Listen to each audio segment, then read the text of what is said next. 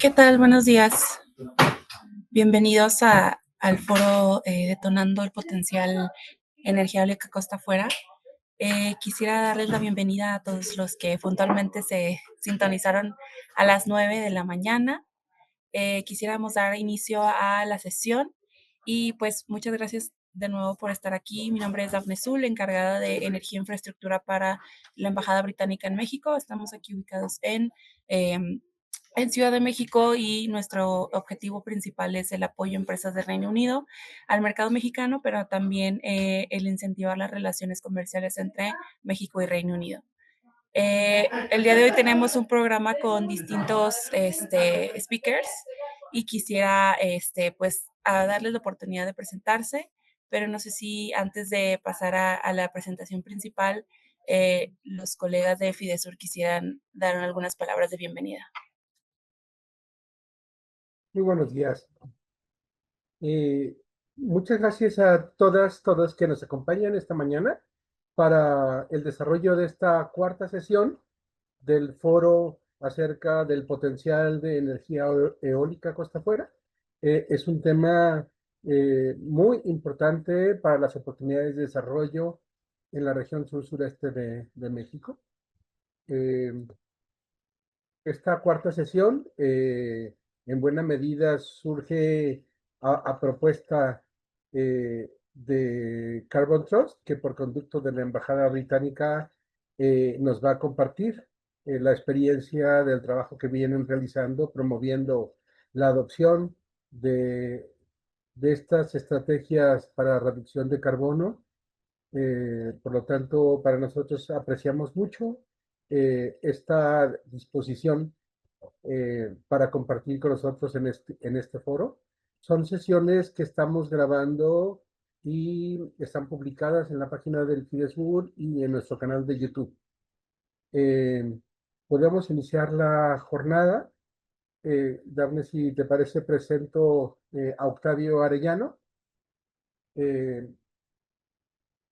Octavio Arellano es economista por la Universidad Nacional Autónoma de México. Eh, Octavio se ha desempeñado como consultor de negocios, particularmente en la integración y promoción de proyectos de desarrollo con enfoque territorial. Eh, Tiene muchos años trabajando en la región sur-sureste de México. Él vivió en el estado de Campeche por poco más de 10 años. Es asociado fundador de la Asociación Civil Construir las Regiones y de la Academia Mexicana de Profesionistas y Evaluación Socioeconómica de Proyectos. Y ha sido asesor externo del Fidesur por varios años.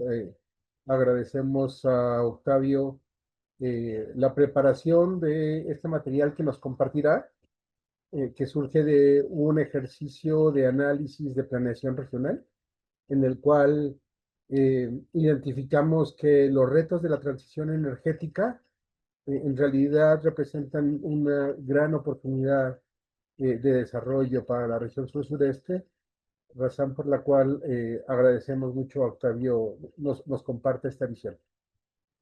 Mucho gusto, gracias, Guillermo.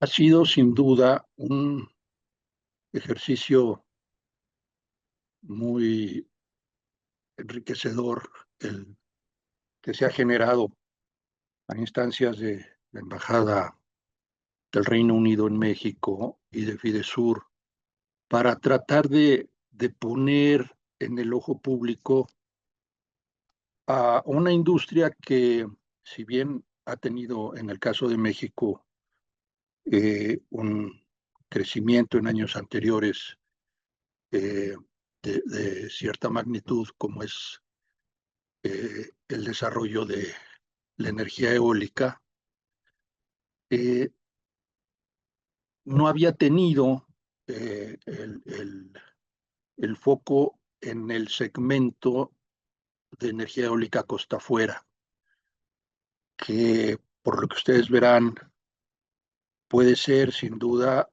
un elemento de gran importancia para impulsar la transición energética en el país y para impulsar un esfuerzo de industrialización en el sur-sureste que se base en energías renovables.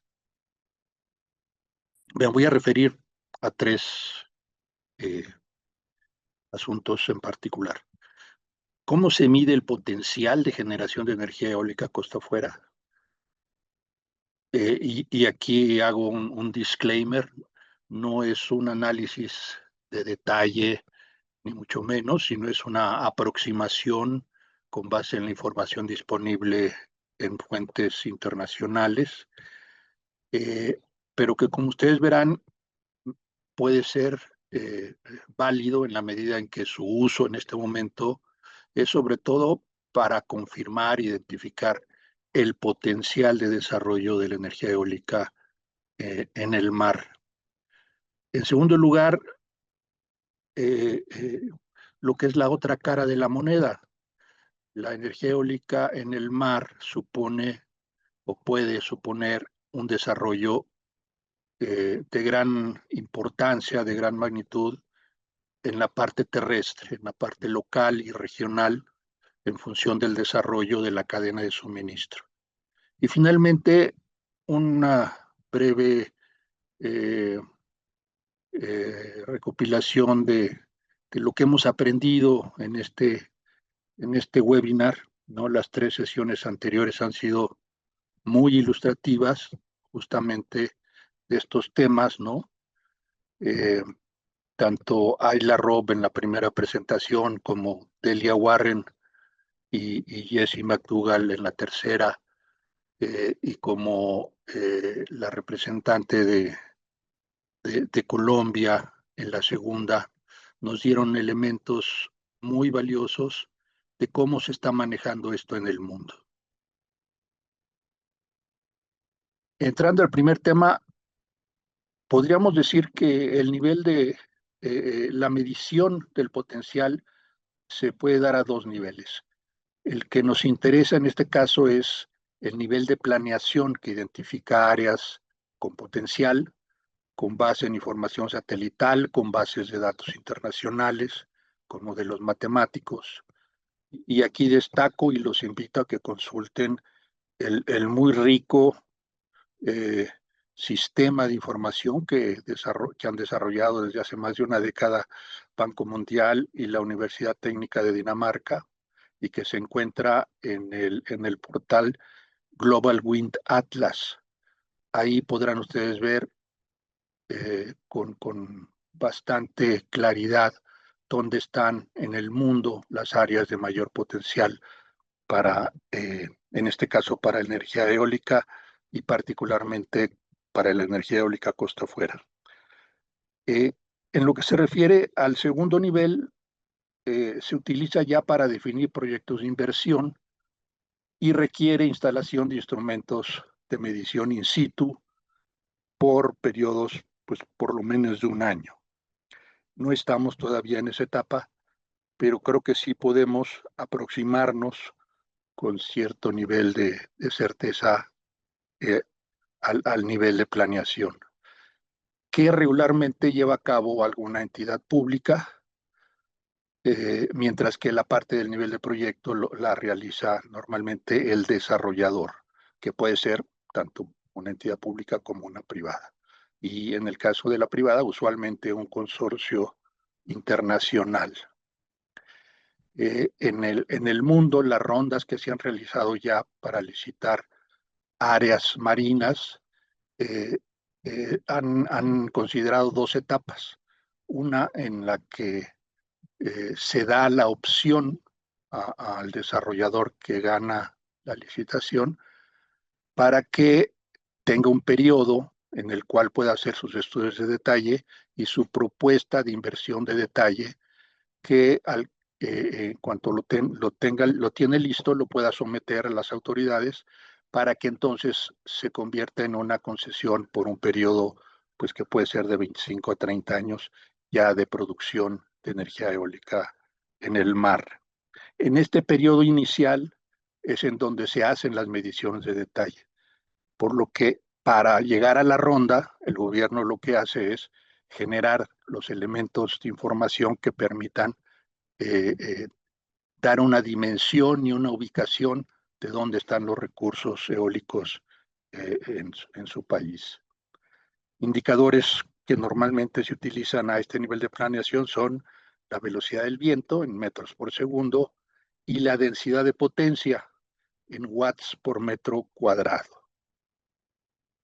Aquí vemos justamente una captura de pantalla de este sistema de información del Global Wind Atlas que ilustra el potencial del Reino Unido. Como ustedes pueden ver, conforme a la escala de colores, el mar tiene un enorme potencial en términos de su velocidad de viento. Del lado derecho podemos ver algunos datos clave como son para el 10% de las áreas de mayor viento, cuál es la medición del indicador de potencia, que en este caso es de 1254 watts por metro cuadrado, y de velocidad, que siendo un promedio es sin duda muy alto, de 10.18 metros por segundo. Y vienen otras mediciones que no vamos a entrar en detalle, pero que ustedes pueden consultar con toda calma entrando a este portal. De esta primera imagen de potencial a lo que ya hoy está ocurriendo, y me voy a focalizar en el caso de Escocia, pues hay muchos años de trabajo sistemático que ha conducido a la identificación de cerca de 20 sitios ya específicos en diferente nivel que ya han sido licitados y asignados en diferente nivel de desarrollo y que también indican cuáles están en aguas someras, que para el caso de la energía eólica costa afuera se considera de 60 o 70 metros o menos, o de aguas más profundas, que es de los 670 metros en adelante. Esta diferenciación obedece, digamos, a la cuestión tecnológica, porque los aerogeneradores en aguas someras se pueden cimentar directamente en el lecho marino, mientras que en aguas más profundas tienen que ser flotantes. Y en esa diferenciación tecnológica hay también un asunto de costo importante, ¿no? Podemos ver en el caso del Reino Unido que el potencial que han identificado y que están trabajando es del orden de 45 gigas de capacidad de generación de energía eólica. Y contemplan colocar casi 5,000 turbinas en un lapso pues, de los próximos 10 años. Si vemos el caso de Colombia, este también es un producto del sistema de información del Atlas, del Global Wind Atlas, que es un producto del Banco Mundial y la Universidad Danesa, en donde se resume diciendo que el potencial total son 109 gigas, en donde 31 gigas se estarían en una zona donde pueden ser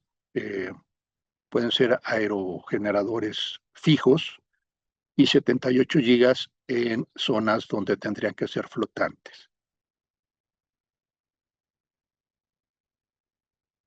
En la hoja de ruta para la energía eólica costa afuera, Colombia identificó ya con bastante más precisión dónde están las áreas con mayor velocidad de viento y con una profundidad pues que va de menos de 70 metros hasta profundidades pues que pueden llegar a más de 1,000 metros, ¿no? Este es el área, ¿no?, que corresponde a la zona económica exclusiva de Colombia, donde se ha hecho este mapeo.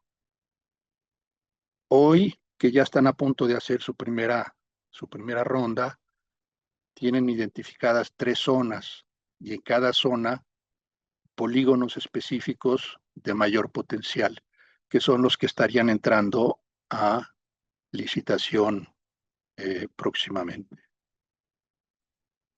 La primera estimación que hace la autoridad colombiana del potencial que se puede generar en estos polígonos, que suman en total del orden de 12,000 kilómetros cuadrados, es llegar al orden de 50 gigas de capacidad de generación.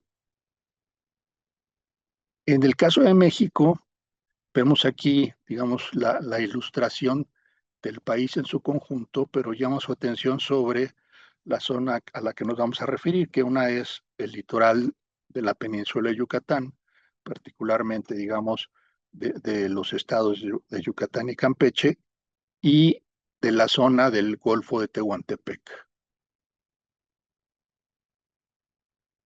Si hacemos un enfoque particular sobre el Golfo de Tehuantepec, vemos que su densidad de potencia de energía eólica es muy alta, ¿no? Los parámetros internacionales indican que de 400 watts por metro cuadrado en adelante ya es un nivel adecuado para producción eólica, y en este caso el promedio, ¿no?, de las áreas de mayor potencial en esta zona es de más de 1000 watts. Y por otro lado, también como parámetro internacional se indica que de 7,5 metros por segundo ya es una zona atractiva. En el caso de esta región, estamos hablando de un promedio de 8,87 metros por segundo, siendo que en muchos de los puntos de esta zona, sobre los de mayor oscuridad, digamos, de intensidad de color, la velocidad está arriba de los 12 metros. Si vemos el caso de Campeche, vemos que tiene parámetros también atractivos, en el sentido de que muchos de estos puntos, ¿no?, si bien como promedio están en 6 metros por segundo, muchos de estos puntos oscilan entre los 7,5 y 8 de velocidad. Entonces, parte del ejercicio que se requiere hacer en adelante es identificar esos polígonos específicos. Del lado de Yucatán es una situación semejante, ¿no? Tiene también una velocidad promedio ya interesante, pero que en muchos sitios rebasa los 8 metros por segundo.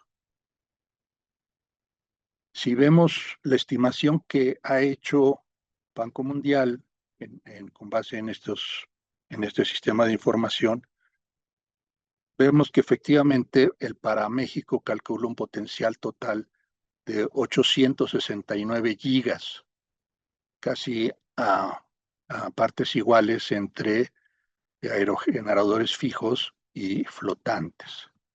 Si lo vemos con más detenimiento, podemos identificar lo que en aquel momento era la barrera, que eran los 50 metros, ¿no? 50 metros o menos se consideraba un área propicia para aerogeneradores fijos, mientras que de 50 metros en adelante y hasta los 1000 metros lo consideraban apto para aerogeneradores flotantes.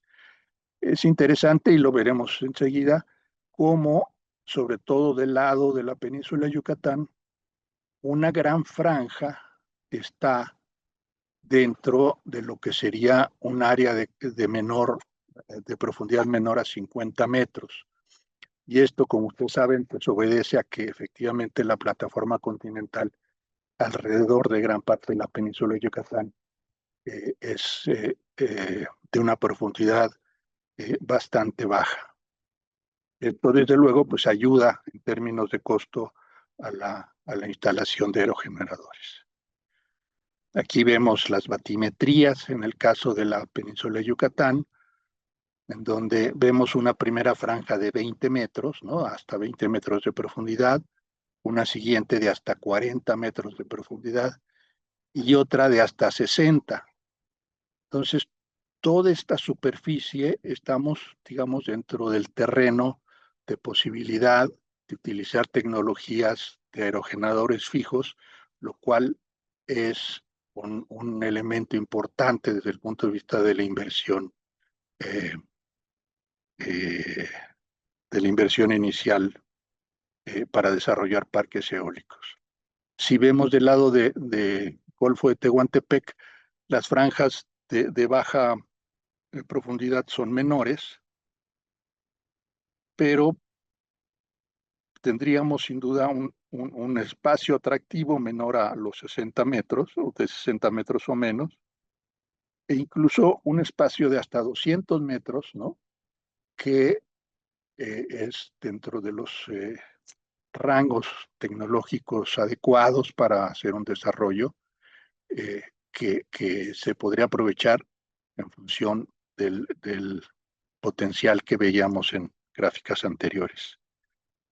Una primera aproximación a lo que podrían ser las áreas a explorar en el caso de México se ilustra en esta gráfica, en donde dividimos en 3 áreas principales, ¿no? Una que iría, digamos, de Tabasco al área de Ciudad del Carmen, digamos, al municipio de Carmen, otra que sería del resto del litoral de Campeche y otra que sería propiamente la parte del litoral de Yucatán, ¿no?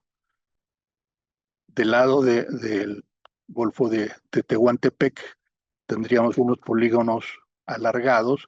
Todos estos polígonos están hechos pensando en llegar hasta los 200 kilómetros mar adentro, ¿no? Que es todavía dentro de la zona económica exclusiva. Estas zonas gruesas se tendrían que ajustar con base en criterios como la protección ambiental y la biodiversidad, las rutas marítimas, las áreas de petróleo y gas, zonas pesqueras, la existencia de cables submarinos, entre otros elementos. El resultado de este conjunto de criterios que ajustan al área inicial es que se identifican fracciones de la superficie inicial como las de mayor potencial. Aquí estamos haciendo simplemente una suposición, ¿no? Del área total que estamos marcando en el mapa anterior, ¿no? Derivamos una generación potencial en gigawatts y un porcentaje de superficie aprovechable una vez que digamos, se criba esa superficie por los criterios que restringen el uso de la zona marina. Y entonces definimos un potencial de generación neta, que en el caso de la península de Yucatán andaría en el orden de los 125 gigawatts y en el caso del Golfo de Tehuantepec de 21 gigawatts. Vale decir que los 125 gigawatts es más de lo que hoy tiene de capacidad instalada el país de generación eléctrica. Haciendo una proyección, suponiendo que la península de Yucatán es la región que más ha crecido en los últimos años en términos de consumo de energía eléctrica, y proyectando al año 36, que serían, digamos, un poco más de 10 años a partir de ahora, ¿no? Vemos que estaríamos necesitando más que duplicar la capacidad de generación eléctrica para poder atender el consumo esperado frente a tasas que, aunque pudieran ser declinantes en el futuro, van a ser seguramente más altas que en el resto del país, ¿no? Y que habría que estar atentos porque la península tiene, digamos, una vulnerabilidad especial en la medida en que depende del gas natural y de la conexión que tiene con las hidroeléctricas de Chiapas, ¿no? Que son sus fuentes de generación, porque internamente no tiene prácticamente forma de producir más que a muy pequeña escala. Si esto lo tradujéramos, ¿no? En términos de la energía de generación de gigawatts por hora, ¿no? Veríamos que si pensamos en que no los 125 que veíamos como potencial, pero sí quizás 50 gigas como una meta de los próximos años para la península. Con esa meta en mente, podríamos cubrir la demanda de la península para los próximos años con energía eólica. El problema aquí, como ustedes saben, es que es una energía intermitente y entonces se necesita o de baterías o de alguna otra forma también de generación que pueda cubrir, digamos, los espacios en donde la energía eólica no tiene la misma intensidad. Una posibilidad es la conversión a hidrógeno verde, que según dicen los científicos y técnicos especializados en la materia, bueno, es el convertir energía eólica a hidrógeno para que el hidrógeno se vuelva a convertir en energía eléctrica, pues es el reducir, digamos, la generación de energía eléctrica de una manera importante, ¿no? Pero con la posibilidad de darle la robustez, ¿no? La continuidad a la generación de energía una vez que se transforma en hidrógeno. Desde luego aquí existen muchas posibilidades, ¿no? De cómo cuál sería la salida de la energía que se produjera en el mar, ¿no? Una muy directa es que entrara a la red, pero esto pues requiere sin duda de inversiones en tierra en el sistema eléctrico importantes y que pudieran hacerse pues en un periodo relativamente corto. Otra posibilidad es que parte de esa energía se convirtiera en hidrógeno y que ese hidrógeno sustituyera al gas natural. Esto sería sin duda posible, ¿no? Se podría sustituir en su totalidad el gas natural por hidrógeno, haciendo las adecuaciones a los gasoductos y a las plantas de ciclo combinado. Y una tercera vía es que se pudiera exportar parte de esto, ¿no? Ya sea como hidrógeno o como algún derivado, para los mercados internacionales que estarán ávidos de este tipo de productos en el futuro. ¿Cuál puede ser el efecto de desarrollo? Bueno, aquí hicimos una aproximación muy rápida, siguiendo parámetros que nos proporcionó Ayla Robb en su primera, la primera sesión del webinar, en donde, según la experiencia de Escocia, por cada gigawatt de capacidad de energía eólica costa afuera, se invierten del orden de $3,000 millones. Y cada megawatt representa del orden de $100,000 anuales en gastos de operación y mantenimiento. Entonces, si tomáramos como ejemplo la meta de 50 gigas para la región del litoral de la península de Yucatán, podríamos tener una derrama como la que se ve en el cuadro, ¿no? O sea, la inversión para 50 gigas es del orden de $150,000 millones, distribuida pues en un número de años que podría ser de 8 o 10 años. Y el gasto de operación y mantenimiento llegaría, al momento en que ya se tuvieran los 50 gigas, a representar anualmente $5,000 millones por año. los gastos de operación y mantenimiento, gran parte sin duda se tendrían como derrama local.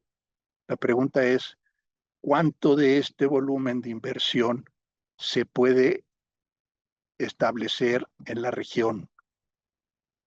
Para ello necesitamos hacer pues, la evaluación de la cadena de suministro y tomar medidas de modo que una parte mayor, importante, creciente de las diferentes etapas de la cadena de suministro se puedan generar localmente. En el caso de Escocia, por ejemplo, generan una matriz como la que aparece del lado derecho, en donde para cada etapa de desarrollo del proyecto se pide al desarrollador que establezca cuánto va a ser inversión local, cuánto en el caso del Reino Unido, en el caso de Escocia, cuánto es del Reino Unido fuera de Escocia, cuánto es de Europa y cuánto de otras áreas, ¿no? Para nuestro caso sería el ámbito local, regional, nacional o internacional. Conforme a la práctica internacional, la asignación de áreas a desarrolladores mediante licitación, primero como opción y luego como concesión para invertir durante un periodo determinado, que puede ser de 25 a 30 años, incluye un pago inicial que en la experiencia de las últimas rondas del Reino Unido y Estados Unidos puede alcanzar un monto del orden del 10% de la inversión estimada o incluso más.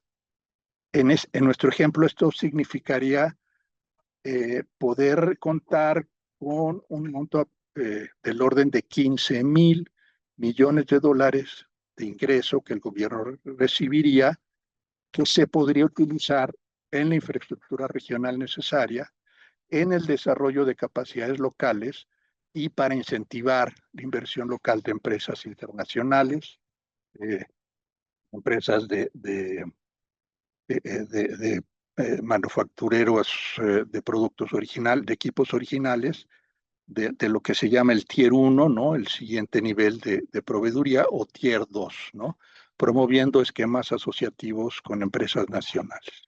Finalmente, como pasos siguientes, podríamos resumir que es importante que el gobierno federal reconozca el papel clave que la energía eólica costa afuera puede tener en la transición energética del país, en la promoción de una industrialización verde de la región sur-sureste y en la reducción significativa de la dependencia con respecto al gas natural que proviene de Estados Unidos. Es también importante formular a la brevedad la hoja de ruta para el desarrollo de la energía eólica costa afuera, incluyendo la planeación marina de las zonas con mayor potencial para una próxima licitación vía rondas internacionales. Y finalmente, promover en las regiones con mayor potencial la conformación de organizaciones tipo clúster con la participación de empresas y autoridades locales y nacionales, de instituciones generadoras de conocimiento e investigación científica y tecnológica, de instituciones financieras y otras agencias especializadas, para iniciar las tareas encaminadas a buscar un amplio desarrollo local de la cadena de suministro. Muchas gracias. Muchas gracias, Octavio, tal cual, por este análisis que has elaborado de manera más detallada para el potencial que representa la energía eólica costa afuera para la región sur-sureste.